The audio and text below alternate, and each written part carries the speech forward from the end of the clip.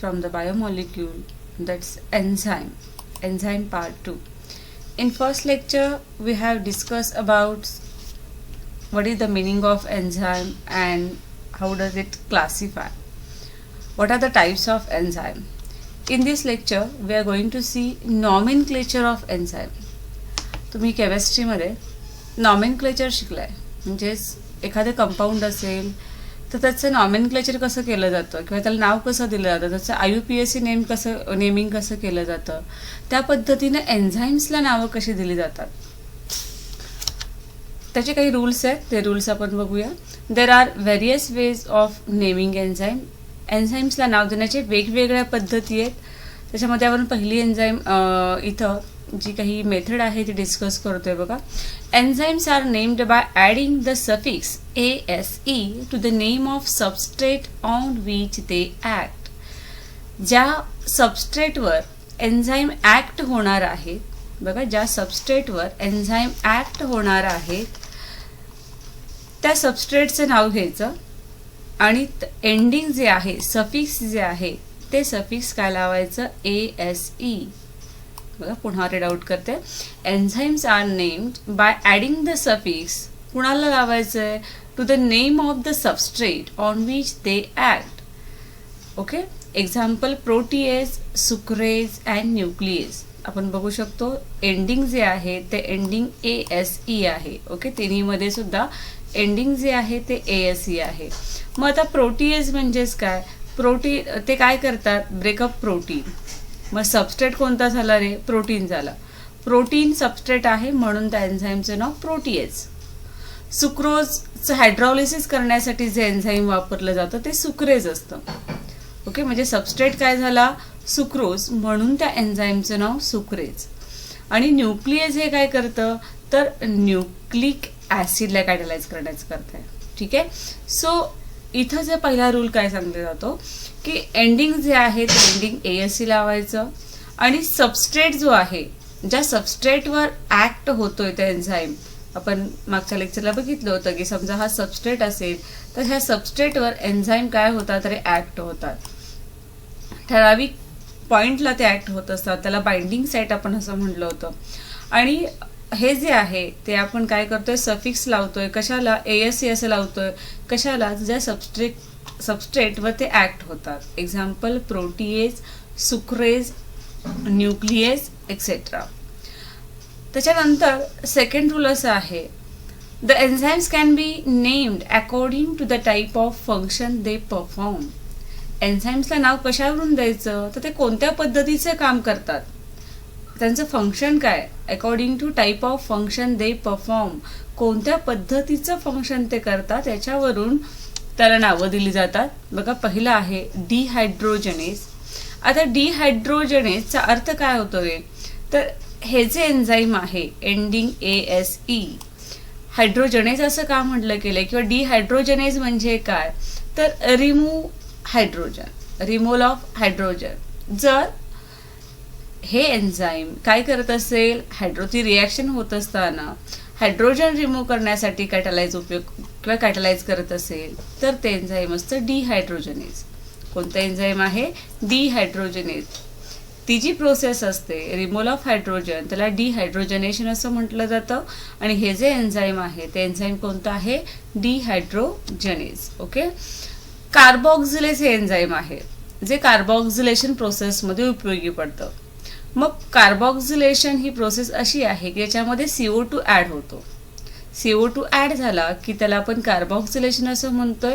म्हणजेच ते जे एन्झाईम आहे ते कार्बोक्झिलेज आहे. कोणतं एन्झाईम आहे, कार्बोक्झिलेज. त्याच्यानंतर तिसरं आहे डिकार्बोक्झिलेज.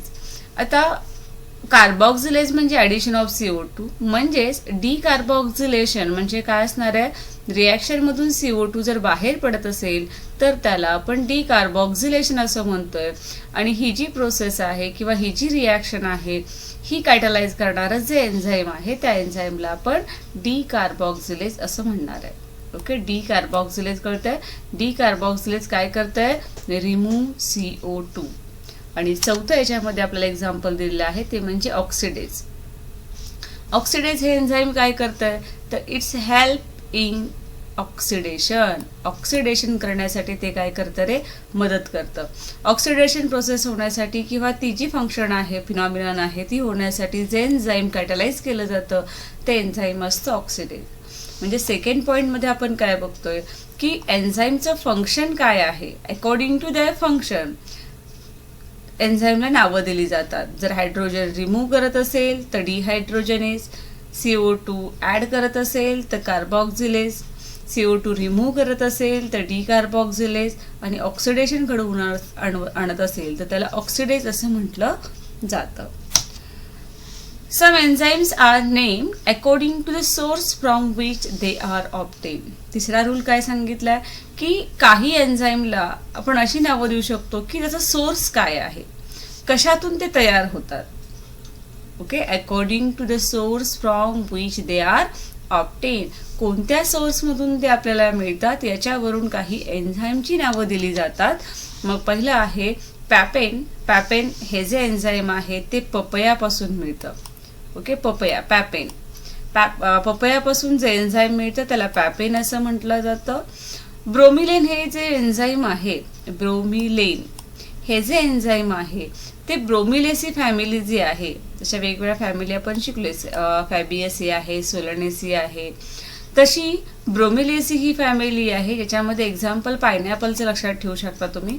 पायनॅपल जे काही प्लांट आहे किंवा ट्री आहे हे ब्रोमेलेसी फॅमिलीमधलं आहे, आणि ब्रोमेलेसी फॅमिलीमधून किंवा त्याच्यामध्ये जे एन्झाईम मिळतं ते एन्झाईम असतं ब्रोमेलिन.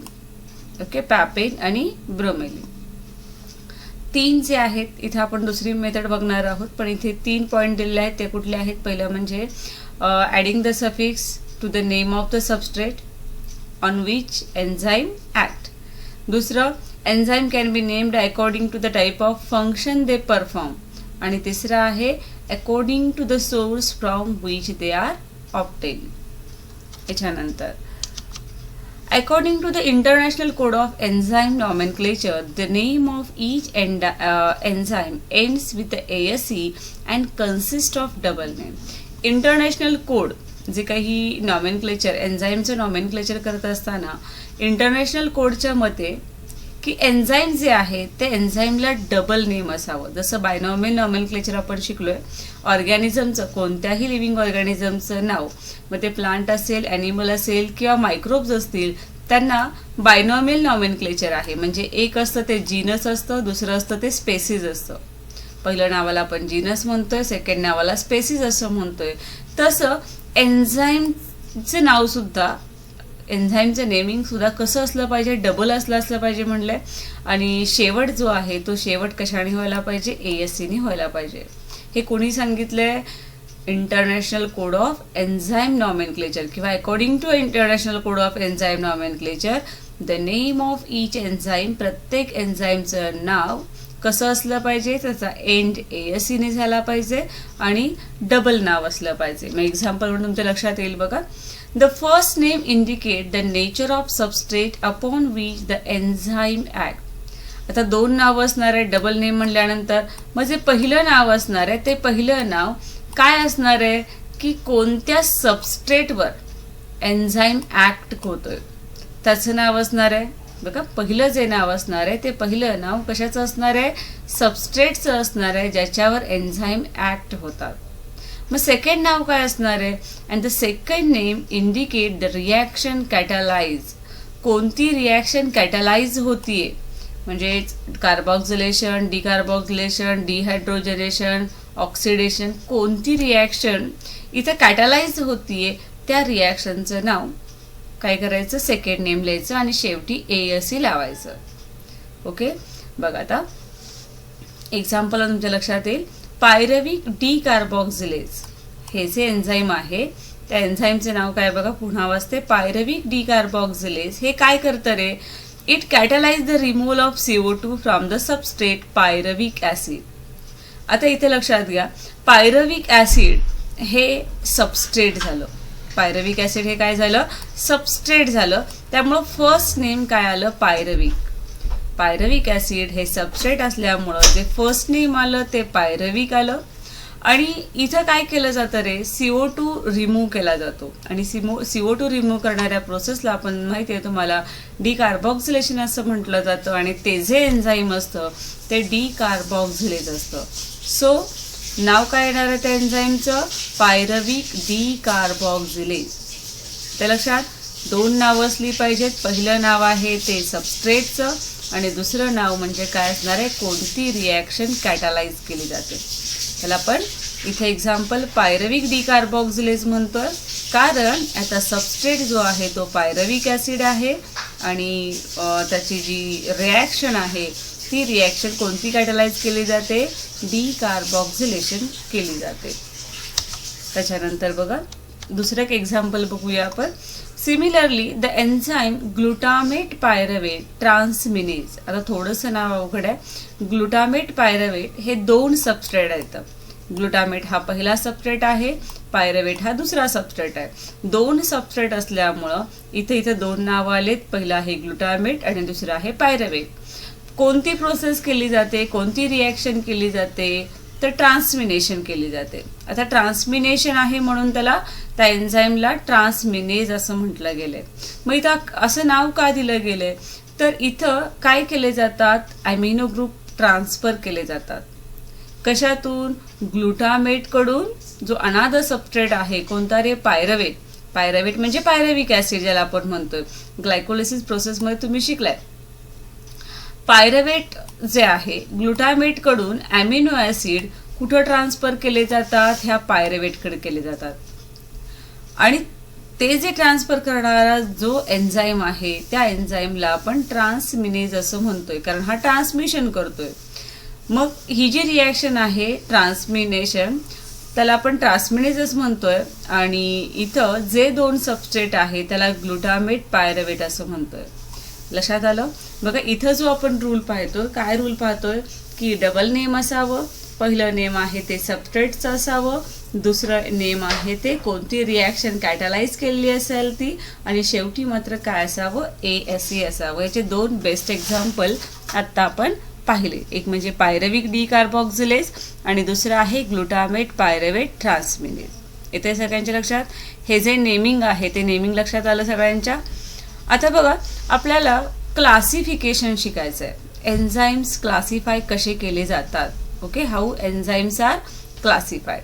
आता हे जे एन्झाईम्स आहेत ते एन्झाईम्सचं क्लासिफिकेशन आपण वन बाय वन बघूया. पहिला पॉईंट आहे तो म्हणजे ऑक्सिडो रिडक्टेज. ऑक्सिडो रिडक्टेज याचा अर्थ काय होतो बघा, केमिस्ट्रीमध्ये तुम्ही बऱ्याच वेळा ऑक्सिडेशन आणि रिडक्शन हा शब्द यूज केलाय. ऑक्सिडेशन म्हणजेच काय रे, addition of oxygen or removal of hydrogen, किंवा रिडक्शन म्हणजेच काय, addition of hydrogen removal of oxygen. ह्या कन्सेप्ट तुम्हाला माहिती आहेत. मग ऑक्सिडो रिडक्टेज म्हणजेच काय, जे एन्झाईम ऑक्सिडेशन किंवा रिडक्शन रिॲक्शन कॅटालाइज करतात त्या एन्झाईमला ऑक्सिडो रिडक्टेज असं म्हटलं जातं. Okay, what is ऑक्सिडो reductase?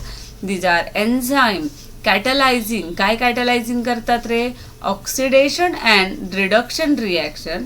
कोणत्या रिॲक्शन, ऑक्सिडेशन आणि रिडक्शन रिॲक्शन त्या कॅटालाइज करतात by the transfer of hydrogen or oxygen. एकतर हायड्रोजन, ऑक्सिजन यापैकी काहीही ते काय करतील, ट्रान्सफर करतील. मग ऑक्सिडेशन किंवा रिडक्शन रिॲक्शन होईल आणि ते कॅटालाइज करणारे जे एन्झाईम्स असतात त्यांना ऑक्सिडो रिडक्टेज असं म्हटलं जातं. एक्झाम्पल काय आहे बघा, अल्कोहोल डिहायड्रोजनेज. आत्ताच आपण बघितलं की नेमिंग करत असताना इंटरनॅशनल कोडनी आपण सबस्ट्रेट काय घेतोय, अल्कोहोल, म्हणून अल्कोहोल पहिल्यांदा आलं. रिॲक्शन कोणती कॅटालाइज केलेली आहे, हायड्रोजनेशन म्हणजे डिहायड्रोजनेशन म्हणजे रिमूव्हल ऑफ हायड्रोजन, आणि शेवटी ASE. त्यामुळे एन्झाईमचं नाव काय आलं, अल्कोहोल डिहायड्रोजनेज. आता रिॲक्शन बघूया आपण. Alcohol plus NAD plus. Alcohol हा सबस्ट्रेट झाला आणि इथं काय झालं बघा, तुम्ही जे NAD, FAD, एन्झाईम कोएन्झाईम शिकलो होतो आपण. मग अल्कोहोल प्लस NAD इथं जे एन्झाईम आहे ते कोणतं आहे, अल्कोहोल डिहायड्रोजनेज. म्हणजेच अल्कोहोलमधला काय झाला रे, एक हायड्रोजन. अल्कोहोल जे काही असेल, कोणतंही असेल अल्कोहोल, ह्या अल्कोहोलमधला जो काही हायड्रोजन आहे तो हायड्रोजन रिलीज झाला, बाहेर पडला आणि कशाला जाऊन अटॅच झाला, NAD+ ला, आणि काय तयार झालं रे, NADH2 तयार झालं. अल्कोहोल जे होतं ते अल्कोहोल पासून काय तयार झालं, अल्डिहाइड तयार झालं. अल्कोहोल पासून अल्डिहाइड तयार झालं आणि जो हायड्रोजन एक बाहेर पडला होता तो हायड्रोजन NAD ला अटॅच झाला आणि काय तयार झालं, NADH2. ते जे एन्झाईम आहे ते अल्कोहोल डिहायड्रोजनेज, ओके, किंवा त्याला आपण ऑक्सिडो रिडक्टेज असं म्हणू शकतो. कारण इथं रिडक्शन प्रोसेस केलेली आहे, हायड्रोजन रिमूव्ह झालेला आहे, रिमूव्ह होऊन NAD ला अटॅच झालेला आहे, म्हणजे इथं NADH2+ झालेला आहे. म्हणजेच इथं आपण रिडक्शन वगैरे म्हणू शकतोय. अल्कोहोल प्लस NAD काय तयार झालं, अल्डिहाइड प्लस NADH2. दुसरं क्लासिफिकेशन आहे ते म्हणजे ट्रान्सफरेजेस. आता ट्रान्सफरेजेस कळलं तुम्हाला की ट्रान्सफर विशिष्ट प्रकारचे ग्रुप जर एका मॉलिक्यूलून दुसऱ्या मॉलिक्यूलकडे ट्रान्सफर केले जात असतील, ते कॅटलाइज करणाऱ्या एन्झाईमला आपण ट्रान्सफरेजेस असं म्हणणार आहे. आत्ताच आपण मगाशी बघितलं ग्लुटामेट, पायरवेट, जे काही उदाहरण होतं ट्रान्समिनेज ते याचंच होतं. इथे एक्झाम्पल थोडंसं वेगळं दिले बघा. These enzyme कॅटलाइज the transfer of certain group between 2 molecule. Example आहे ग्लुकोकायनेज किंवा ग्लायकोकायनेज सुद्धा म्हटलं जातं. हे ग्लुकोकायनेज जे आहे हे कसं करतंय बघा, ग्लुकोज प्लस ATP. आता ग्लुकोजचं फॉर्म्युला तुम्हाला माहिती आहे. ग्लुकोजमध्ये 6 कार्बन ॲटम असतात. किती असतात, 6 कार्बन ॲटम असतात आणि ते लिनियरी अटॅच असतात. मग ह्या 6 कार्बन ॲटमला इथं ग्लुकोज बरोबर काय अटॅच झालं रे, रिॲक्शन कुणाची झालेली आहे, ATPची झालेली आहे. ATPचं मिनिंग काय, ॲडोनिसिन ट्रायफॉस्फेट, म्हणजे याच्यामध्ये 3 फॉस्फेट ग्रुप असणार आहेत. ज्या वेळेस हे एन्झाईम आपण वापरतोय ग्लुकोकायनेज, ह्याच्यामुळं काय होतं, हे ATP जे आहे ट्रायफॉस्फेट ह्यातला एक फॉस्फेट ग्रुप आहे, 3 पैकी एक फॉस्फेट ग्रुप ग्लुकोजला येऊन अटॅच होतो. कुणाला अटॅच होतो, ग्लुकोजला अटॅच होतो. ग्लुकोजच्या 6 नंबरच्या कार्बनला अटॅच होतो. म्हणून जे प्रोडक्ट मिळतं ते प्रोडक्ट असतं ग्लुकोज 6 फॉस्फेट. काय असतं, ग्लुकोज 6 फॉस्फेट असतं. आणि आता ट्रायफॉस्फेट आहे, म्हणजे डायफॉस्फेट होण्यासाठी डायफॉस्फेट झालं म्हणजेच इथं फॉस्फेट किती तयार झाले रे, 2 फॉस्फेट ग्रुप तयार झाले. ATPचे जे 3 फॉस्फेट ग्रुप होते त्यातला एक फॉस्फेट ग्रुप ग्लुकोजच्या 6 नंबरच्या कार्बनला जाऊन अटॅच झाला. म्हणून ते जे प्रोडक्ट तयार झालं ते ग्लुकोज 6 फॉस्फेट तयार झालं. आणि ATPचं रूपांतर कशामध्ये झालं रे, ADP, ॲडोनिसिन डायफॉस्फेट झालं. म्हणजेच हे जे एन्झाईम आहे ग्लुकोकायनेज हे काय रे, ट्रान्सफरज आहे. ट्रान्सफरेज का म्हणतोय, तर एक विशिष्ट प्रकारचा ग्रुप म्हणजेच इथं जे फॉस्फेट ग्रुप आहे तो एका मॉलिक्यूलकडून दुसऱ्या मॉलिक्यूलकडे काय केला, त्यांनी ट्रान्सफर केला.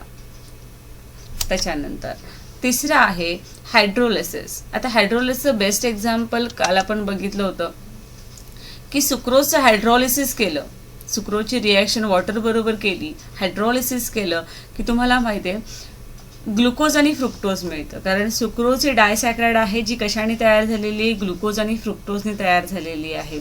मग ह्या सुक्रोजचं ज्यावेळेस आपण हायड्रोलिसिस करतोय त्यावेळेस आपल्याला त्याचे मेन कंपोनंट मिळतात आणि ते करण्यासाठी जे एन्झाईम वापरलं जातं ते एन्झाईम कोणतं असतं रे, सुक्रेज असतं. कोणतं असतं, सुक्रोज हा सबस्ट्रेट झाला आणि त्याच्यावर ॲक्ट करणारं जे एन्झाईम आहे ते सुक्रेज असतं.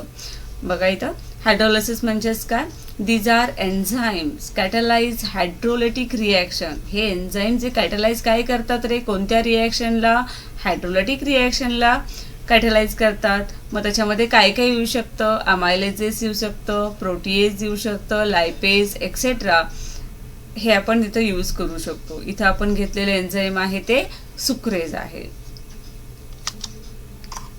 याच्यानंतर लायझेस मध्ये काय होतं बघा, these enzymes are involve in elimination reaction resulting in the removal of a group of atom from substrate molecule to a leave bond. It include aldolases, decarboxylase, dehydratases, for example fumarate hydrate. आता लायझेसमध्ये काय केलं जातं बघा, हे जे enzymes आहेत हे एन्झाईम्स कशामध्ये इन्व्हॉल्व्ह होतात तर इलिमिनेशन रिॲक्शनमध्ये. इलिमिनेशन म्हणजे काय होतं तर इथं एखाद्या ॲटमचा ग्रुप त्या सबस्ट्रेटपासून काय होतो रिमूव्ह होतो. जो सबस्ट्रेट आहे त्या सबस्ट्रेटपासून एक ग्रुप जो आहे ॲटमचा तो काय होतो रे रिमूव्ह होतो, म्हणून त्याला इलिमिनेशन रिॲक्शन असं म्हणतोय. एक्झाम्पल तुमच्या लक्षात येईल बघा, हिस्टिडीन आहे, रिॲक्टंट हिस्टिडीन आहे आणि प्रोडक्टमध्ये आपल्याला दिसते हिस्टामाइन आणि त्यातून काय बाहेर पडलंय हिस्टिडीनमधला CO2 ग्रुप बाहेर पडलाय. हिस्टिडीनमध्ये जो CO2 होता, जो कार्बन डायऑक्साईड होता तो बाहेर पडलाय, इलिमिनेट झालाय, रिमूव्ह झालाय आणि त्यामुळे हिस्टिडीनचं रूपांतर हिस्टामाइनमध्ये झालंय. ओके. आणि साहजिकच इथं मग डबल बॉन्ड आहे त्या मॉलिक्यूलमधला तो इथं काय होतो रे तुटतो आणि 2 प्रोडक्ट इथं तयार होतात. हे जे एन्झाईम आहे ते एन्झाईम कोणतं आहे हिस्टिडीन डिकार्बॉक्झिलेज. आता लक्षात आलं असेल हिस्टिडीन हा सबस्ट्रेट आहे म्हणून हिस्टिडीन, रिमूव्हल ऑफ CO2 म्हणून त्याला डिकार्बॉक्झिलेज असं म्हटलं गेलंय. ओके. त्याच्यानंतर पुढचं आहे आयसोमरेजेस. आता आयसोमरेजेस म्हणजेच काय, तुम्ही आयसोमर्स शिकलाय. आयसोमर्स म्हणजे काय, this enzyme catalyse structural rearrangement within a molecule. बरोबर आहे. इथं आयसोमर्स आपण बघतो की ग्लुकोज आणि फ्रुक्टोज हे एकमेकांचे काय रे आयसोमर्स आहेत. काय आयसोमर म्हणतो आपण तर याचा मॉलिक्युलर फॉर्म्युला सेम असला तरी स्ट्रक्चरल फॉर्म्युला काय असतो याचा डिफरंट असतो. बरोबर आहे. मग हे जे एन्झाईम आहेत आयसोमरेजेस हे काय करतात रे तर तो जो मॉलिक्यूल आहे त्या मॉलिक्यूलची स्ट्रक्चरल रिअरेंजमेंट करतात. जे काही स्ट्रक्चर जे काही अरेंजमेंट असेल, जो काही ग्रुप अटॅचमेंट असेल त्याची फक्त रिअरेंजमेंट करतात. Their nomenclature is based on the type of isomerism. मग कशा पद्धतीनं अरेंजमेंट होतीये त्याच्यानुसारचं नॉमेनक्लेचर केलं जातं. Thus these enzymes are identified as, बघा एन्झाईमला सुद्धा हे आयसोमरेजची पुन्हा नावं आपण करू शकतो. एक म्हणजे रेसेमेज, इपिमरेज, आयसोमरेजेस, म्युटेजेस. ओके. याच्यामध्ये एक्झाम्पल आहे झायलोज आयसोमरेज. आता ह्याच्यातले बऱ्याचशा रिॲक्शन आपण आता जे पाहतोय तर तुम्हाला फोटोसिंथेसिस आणि रेस्पिरेशनमध्ये शिकायचे. बघा इथं मगाशी जो ग्लुकोज 6 फॉस्फेट झाला होता बघा, याच्या आधीची रिॲक्शन आपण बघितली होती ग्लुकोज प्लस ATP, एक ट्रायफॉस्फेटमधला फॉस्फेट ग्लुकोजला अटॅच झाला होता आणि ग्लुकोज 6 फॉस्फेट तयार झालं होतं. त्याच्यानंतरची स्टेप कशी आहे बघा, ग्लुकोज 6 फॉस्फेटचा आयसोमर तयार होतोय. ग्लुकोज 6 फॉस्फेट जे आहे त्याचा आयसोमर तयार होतोय ज्याला नाव काय रे फ्रुक्टोज 6 फॉस्फेट. आणि हे जे एन्झाईम आहे ते काय आहे आयसोमरेज आहे. म्हणजे ग्लुकोजच्या ऐवजी इथं काय आला ग्लुकोजचा आयसोमर आला. कोणता फ्रुक्टोज आला. ओके. फक्त स्ट्रक्चरल रिअरेंजमेंट इथं केलेली आहे. ग्लुकोज 6 फॉस्फेटचे रूपांतर कशामध्ये झालं फ्रुक्टोज 6 फॉस्फेटमध्ये झालं. असे बरेचसे उदाहरण तुम्हाला रेस्पिरेशन आणि फोटोसिंथेसिसमध्ये आहेत. पुढचं आहे लिगाजेस किंवा सिंथेटेजेस असं म्हटलं जातं. लिगाजेस किंवा सिंथेटेजमध्ये काय येतं बघा, these are the enzymes which catalyse the covalent linkage of the molecules utilising energy obtain from hydrolysis of energy rich compound like ATP, GTP etcetera. आता ATP आणि GTP काय, ATP तुम्हाला सांगितलं की हे एनर्जी रिच कंपाऊंड आहे, ॲडोनोसिन ट्रायफॉस्फेटला आपल्याला energy मिळते. तसंच GTP सुद्धा आहे. ॲडोनोसिनच्या ऐवजी फक्त काय असतं रे गॉनोसिन असतं. हे दोन्ही सुद्धा एनर्जी रिच कंपाऊंड आहेत. त्यांचं हायड्रोलिसिस म्हणजे काही मॉलिक्यूल आपण यूज करणार आहे त्याचं हायड्रोलिसिस केल्यानंतर आपल्याला हे एनर्जी रिच कंपाऊंड मिळतात. इथे लक्षात, दीज आर द एन्झाईम, असे एन्झाईम, सिंथेटेज एन्झाईम म्हणजे असे एन्झाईम की जे काय करतात रे कॅटलाइज द कोव्हॅलेंट लिंकेज. कुणामध्ये लिंकेज घडून आणतात of the molecule utilising energy obtain from hydrolysis of and energy rich compound like ATP and GTP. ATP आणि GTP यासारख्या एनर्जी रिच कंपाऊंडचं हायड्रोलिसिस झाल्यानंतर जी एनर्जी मिळते ती एनर्जी युटिलाइज केली जाते. कशासाठी तर कोव्हॅलंट लिंकेजसाठी. मग एक्झाम्पल दिले बघा, ग्लुथोनाइन सिंथेटेज किंवा पायरवेट डी कार्बॉक्सिलेज. आता पायरवेट डी कार्बॉक्सिलेज आपण केलेलं आहे इथे खाली. पायरवेट इथे बघा, पायरवेट जे तयार झालेलं आहे, pyruvate plus CO2 carbon dioxide plus ATP, इथे एनर्जी आपण यूज केलेली आहे ATP. इथं पायरवेट डी कार्बॉक्सिलेज हे एन्झाईम यूज केल्यानंतर काय तयार झाले, oxaloacetate plus ADP plus IP, म्हणजे इनऑर्गॅनिक फॉस्फेट असं म्हणतं. हे रिॲक्शन याच्या पुढं आहे, ADP प्लस आहे, इनऑर्गॅनिक फॉस्फेट. ह्या सगळ्या रिॲक्शन तुम्हाला आहेत. ज्यावेळेस ग्लायकोलिसिस कंप्लीट होतंय, पायरवेट तयार होतंय, त्याच्यानंतर क्रेब सायकल चालू होण्या अगोदर ॲसिटायलेशन ऑफ पायरवेट होत असतं. आणि हीच प्रोसेस आहे ती ॲसिटायलेशन ऑफ पायरवेट. म्हणजेच इथं पायरवेट डी कार्बॉक्सिलेज काय तयार करतं, ऑक्झॅलो ॲसिटेट तयार करतं आणि मग नंतर आपली क्रेब सायकलला सुरुवात होते. येते लक्षात. अशा पद्धतीनं इथं आपण त्याचं क्लासिफिकेशन पाहिलं होतं. बरेचसे पॉईंट, लायझेस, आयसोमरेजेस, लिगाजेस, सिंथेटेस, ऑक्सिडो रिडक्टेज, आयसोमेरिझम, बरेचसे पॉईंट्स आपण याचं क्लासिफिकेशन बघितलं. आणि याच्यातल्या ज्या काही रिॲक्शन्स आहेत, त्याचे जे काही एन्झाईम्स आहेत, त्याचा स्टडी आपण इथे घेतला होता. आता नेक्स्ट पार्ट आहे तो आपण राहिलेला जो मेकॅनिझम आहे, ते मेकॅनिझम आपण नेक्स्ट लेक्चरला बघूया. थँक्यू.